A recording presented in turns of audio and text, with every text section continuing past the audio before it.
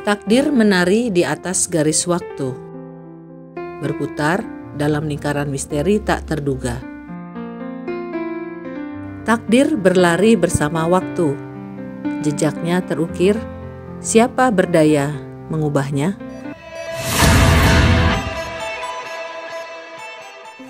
Dalam mitologi Yunani seringkali dikisahkan tentang tokoh-tokoh yang berupaya keras menghindari ramalan yang mereka dengar dari para orakel. Namun seringkali usaha mereka menjadi sia-sia. Alih-alih menghindari tergenapinya ramalan, perilaku mereka justru membawa mereka menuju pada penggenapan ramalan itu sendiri. Seperti yang terjadi pada Oidipus. Oidipus diramalkan akan membunuh ayah kandungnya sendiri dan menikahi ibu kandungnya. Ayah Oidipus membuang Oidipus ke hutan supaya Oidipus mati dimakan binatang buas. Namun karena belas kasihan pelayan, Oidipus diserahkan pada seorang gembala. Yang kemudian sang gembala itu menyerahkan bayi Oidipus pada Raja Korintus. Raja Korintus membesarkan Oidipus seperti anak kandungnya sendiri. Ketika Oidipus mengetahui tentang ramalan itu, Oidipus pergi dari Korintus karena takut ramalan itu menjadi kenyataan. Oidipus takut membunuh Raja Korintus, yang ia kira ayah kandungnya. Tetapi Oidipus malah pergi ke Thebes, justru mendekati orang tua kandungnya yang asli. Dan seperti pada video yang pernah saya tayangkan sebelumnya, tanpa sengaja justru Oidipus membunuh ayahnya yang asli dan kemudian menikahi ibu kandungnya. Kejadian ini mirip dengan Paris dari Troya yang dibuang orang tuanya ke hutan ketika bayi karena ada ramalan yang mengatakan ia akan menimbulkan bencana di kota Troya. Namun takdir malah membawa Paris ke kota Troya dan selanjutnya, gara-gara Paris menculik Helen dari Sparta, kota Troya dikepung bertahun-tahun oleh pasukan Yunani. Hingga pada tahun ke-10, kota Troya pun hancur. Dalam mitologi Yunani, takdir manusia diatur sejak lahir hingga kematiannya. Sekuat apapun seseorang berusaha untuk menghindari takdirnya, seperti yang dilakukan Oidipus, ia akan bertemu dengan apa yang sudah ditakdirkan. Manusia dapat meminta petunjuk pada para dewa, tetapi tidak akan pernah mengalahkan takdir. Thetis, ibu dari Achilles, mengetahui bahwa Achilles ditakdirkan mati muda. Namun Thetis berusaha membuat Achilles abadi. Thetis mencelupkan bayi Achilles di sungai Styx yang berbahaya di dunia bawah, berharap agar Achilles akan hidup abadi. Namun peristiwa itu dipergoki oleh suaminya, Peleus, sehingga tumit Achilles tidak sempat tercelup di sungai Styx. Ketika Achilles dewasa, Thetis memberitahu Patroclus, sahabat Achilles, bahwa kematian Achilles akan terjadi setelah Hektor, pangeran Troya, mati. Patroclus berasumsi bahwa Hektor akan mati di tangan Achilles. Ia berpikir jika Achilles tidak membunuh Hektor, maka Achilles akan tetap hidup. Dalam perang Troya, Patroclus berpesan pada Achilles untuk tidak membunuh Hektor. Patroclus mengira ia telah menemukan celah untuk dapat menggagalkan takdir para dewa.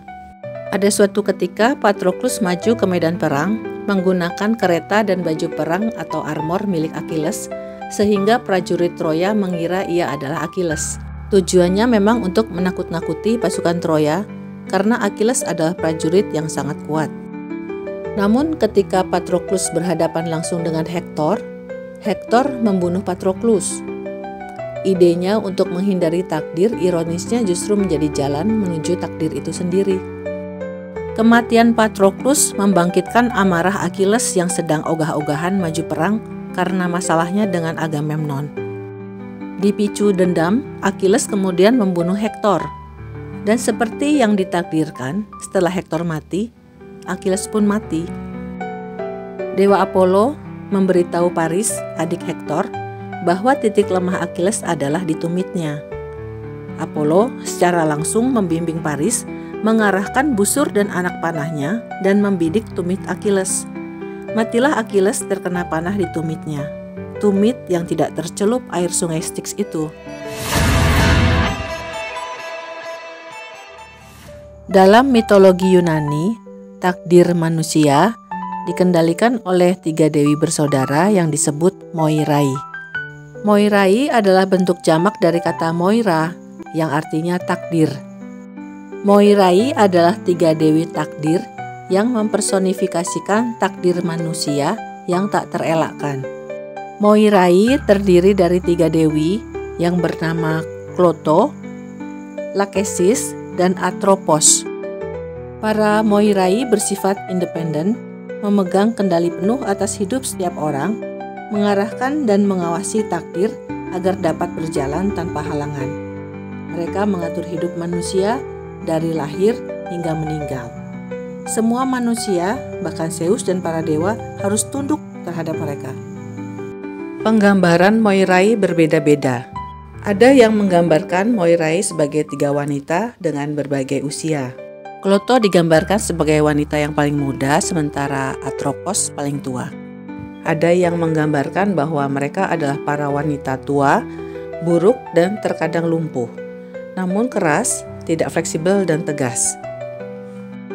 Moirai adalah anak-anak Dewi Malam Nyx. Walau dalam versi lain mereka dikatakan adalah anak-anak Zeus dan Themis. Themis adalah dewi keadilan atau Justitia dalam mitologi Romawi. Kloto yang termuda dari Moirai dikenal dengan nama lain yaitu pemintal. Tugasnya adalah memintal benang kehidupan. Kata klot dalam bahasa Inggris yang berarti kain berasal dari kata kloto. Karena kloto bertanggung jawab terhadap awal kehidupan seseorang, ia sering berdampingan dengan dewi kelahiran Eileithyia. Dalam mitologi dikatakan Moirai akan muncul 3 hari setelah kelahiran seorang bayi untuk memutuskan nasibnya. Sementara Kloto memintal benang, Lachesis menarik keluar benang itu. Bila Kloto membuat keputusan-keputusan besar seperti kapan seseorang dilahirkan, juga memilih siapa yang dilahirkan, maka Lachesis bertugas mengukur benang yang dipintal Kloto. Lachesis adalah pembagi yang memutuskan berapa banyak waktu untuk hidup yang akan diberikan untuk setiap manusia. Lachesis mengukur benang kehidupan dengan tongkatnya. Ia memilih takdir seseorang setelah benang diukur. Lachesis menentukan bagaimana jalan hidup seseorang akan berlangsung selama ia hidup. Dari ketiga Moirai, Atroposlah yang tertua. Ia dikenal sebagai yang tidak fleksibel. Atroposlah yang memilih cara kematian dan bagaimana seseorang mengakhiri hidupnya. Atropos digambarkan sebagai dewi yang memegang gunting yang bertindak memutuskan benang kehidupan seseorang. Atropos biasanya dikaitkan dengan dewa kematian Thanatos, saudaranya yang juga putra Nyx. Thanatos digambarkan sebagai pemuda bersayap dan bersenjata pedang. Para Moirai biasanya digambarkan sebagai sosok yang dingin, kejam, dan tak berperasaan. Bahkan para dewa pun tak berani pada Moirai. Walau demikian, ada juga manusia-manusia yang nekat yang mencoba menyiasati kematian.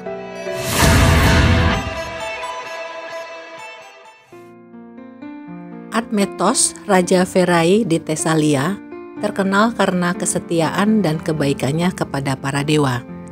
Ia juga dikenal ramah dan adil. Ketika Apollo dihukum Zeus karena membunuh naga di Delphi, Apollo dipekerjakan sebagai gembala ternak Admetos.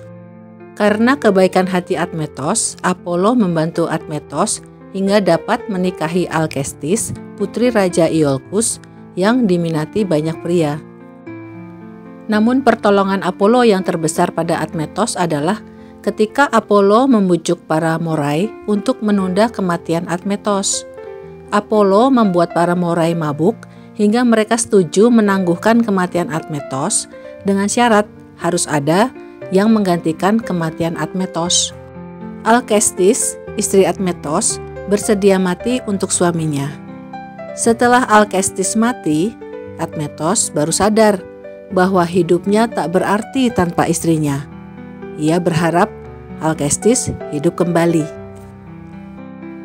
Ketika Herakles dalam tugas menangkap kuda betina Diomedes, Herakles dijamu dengan baik oleh Admetos. Untuk membalas kebaikan Admetos, Herakles masuk ke makam Alkestis dan bertarung dengan Thanatos, sang dewa kematian. Herakles berhasil mengalahkan Thanatos sampai sang dewa mau mengembalikan Alkestis pada Admetos. Para Moirai juga muncul pada kisah-kisah lain. Kali ini mereka muncul pada saat Meleager lahir. Meleager adalah pangeran Kalidon, putra Raja Oeneus dan Altaia. Ketika Meleager lahir, para Moirai mendatangi ibunya, Altaia, dan mengatakan bahwa Meleager akan tetap hidup, hingga sepotong kayu yang saat itu menyala di perapian keluarga terbakar habis oleh api. Mendengar hal itu, Altaia langsung menyiram kayu itu dan menyembunyikannya agar Meleager tetap hidup. Pada suatu ketika, Dewi Artemis menghukum Raja Oeneus dengan mengirim babi hutan yang kemudian merusak kebun anggur. Hal ini disebabkan karena Oeneus melakukan kesalahan, yaitu lalai mempersembahkan kurban untuk Artemis. Bersama beberapa pahlawan, kemudian Meleager memburu babi itu. Atalanta, seorang pemburu wanita, berhasil melukai babi itu dan kemudian Meleager membunuhnya. Kulit babi itu pun kemudian dihadiahkan kepada Atalanta. Peristiwa itu menimbulkan pertengkaran karena Atalanta dianggap tidak layak menerima kulit babi itu. Meleager marah membunuh Iphikles dan Euripilus karena menghina Atalanta. Ketika Altaia mengetahui bahwa Meleager membunuh saudara-saudaranya, Altaia mengeluarkan kayu yang dikatakan Moirai itu dan membakarnya, dan matilah Meleager. Kita ketahui bahwa Antaros memegang gunting kehidupan, menentukan kematian seseorang. Namun ada seorang manusia yang bisa menipu kematian, yaitu Sisyphos. Sisyphos adalah Raja Evira di Korintus. Orangnya serakah dan licik. Sisyphos sering membunuh wisatawan dan tamunya. Sisyphos juga merebut tahta saudaranya, melakukan kejahatan lain, dan juga membocorkan rahasia Zeus. Zeus menyuruh Thanatos, dewa kematian, untuk mengurung Sisyphos di Tartaros, sebuah tempat yang jauh di bawah tanah yang kelam dan kejam. Ketika Thanatos hendak merantai Sisyphos, Sisyphos mengelabui Thanatos, sehingga Thanatos malah merantai dirinya sendiri, lalu Sisyphos menguncinya. Akibatnya, tidak ada orang yang bisa mati. Karon, sang pendayung perahu penjemput arwah orang mati di dunia bawah, jadi menganggur. Ares, dewa peranglah yang kemudian membebaskan Thanatos, yang kemudian membuat Sisyphos mati. Sebelum mati, Sisyphos berpesan pada istrinya agar jangan menguburnya. Sisyphos meminta istrinya untuk melemparkan mayatnya ke tengah keramaian. Arwah Sisyphos di dunia bawah bertemu dengan Persephone, istri Hades penguasa dunia bawah, dunia orang mati. Sisyphos membujuk Persephone untuk mengizinkannya keluar ke alam manusia untuk memarahi istrinya yang tidak menguburnya secara layak. Jadi dalam mitologi Yunani, manusia mati yang tidak dikubur dengan layak, arwahnya tidak bisa masuk ke dunia bawah.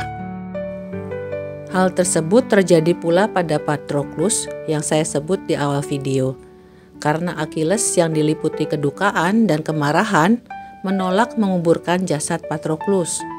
Sampai Thetis, ibu Achilles, mengurapi jasad Patroclus dengan ambrosia supaya tidak membusuk.